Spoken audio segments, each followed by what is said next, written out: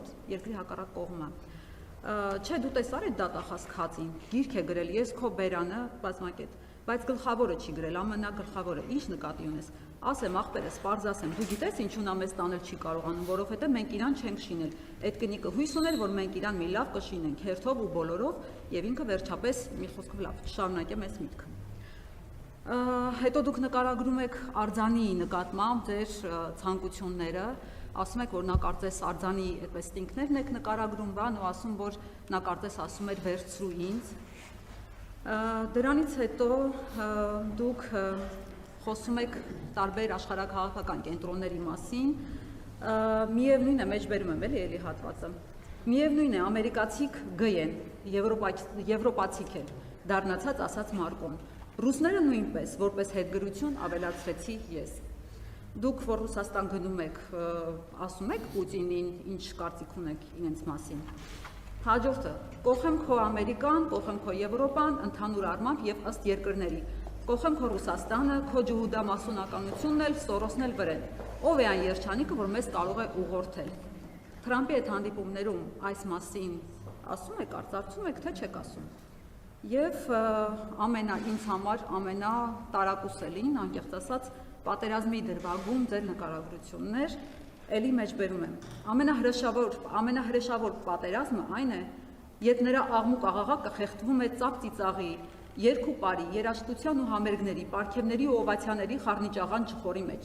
Այդ ալիքների տակ է, որ խլանում են գերվածների հառաչանքները, զոհերի մայրերի, քույրերի կանանց ողբը, ովքեր իրենք անգամ չեն կռավում, որ իրենց որդիները, եղբայրներն ու ամուսինները զոհվել, գերեվարվել, կործանվել ու ավերվել են պատերազմի դաշտում, չունենալով անգամ պաշտպանվելու հնարավորություն, չիմանալով անգամ, որ իրենց դեմ պատերազմ է մղվում, որ ահա գտնվում են պարտության եւ օրհասի շեմին։ Ես տեսնում եի այդ պատերազմը, այն ծվարել էր հարմարավետ սրճարանների, աղմկոտ ռեստորանների, գիշերային ակումբների, կառուցվող շենքերի, զզվելի առանձնատների, արարողակարգային ժպիտների, մեծ ծծերի, հաստ հետույքների, անամոթ խրախճանքի հետևում։ Ես տեսնում եի այդ պատերազմի զոհերին բոզացած եւ դրանից երջանկացած աղջիկներին, բոզացած եւ դրանից հպարտ տղաների, բոզացած եւ դրանից շոյված մայրերի, բոզացած եւ դրանից արծվացող հայրերի տեսքով։ Զգում էի, որ ինքս էլ սկսում եմ բոզանալ եւ գուցե շուտով նույնքան հպարտ կզգամ ինքս ինձ, որովհետեւ հաղթածի բանակում կլինեմ, կդառնամ խորհրդանիշը այդ պատերազմում բոզության վերջնական եւ անշրջելի հաղթանակի։ Մեջբերման ավարտ։ Դուք նախորոք պլանավորել եք այս ամենը, պարոն Փաշինյան, այս նկարագրությունը, որ հետո մեր զոհվածների, մայրերի լացը, անհետ կորածների, գերիների, հարազատների մեղմ ասած ողբը պիտի խլացվի ձեր զարգաց թմբուկների, ձեր կազմակերպած ֆեստիվալների, ձեր այս խրախճանքների, քեֆերի աղմուկի մեջ։ Այս ամենը պլանավորված է ձեր պարգևատրումների, որի մասին նույնպես խոսել եք։ Շնորհակալ եմ հարցի համար։ Ես ուզում եմ ձեզ ասել, որ եթե դուք տեղյակ չեք իհարկե, որ աշխարհում կա այդպիսի երևույթ, որ կոչվում է գրականություն։ Եվ այն ինչը դուք մեջբերում եք, մեջբերումներ են երկրի հակառակ կողմը վեպից,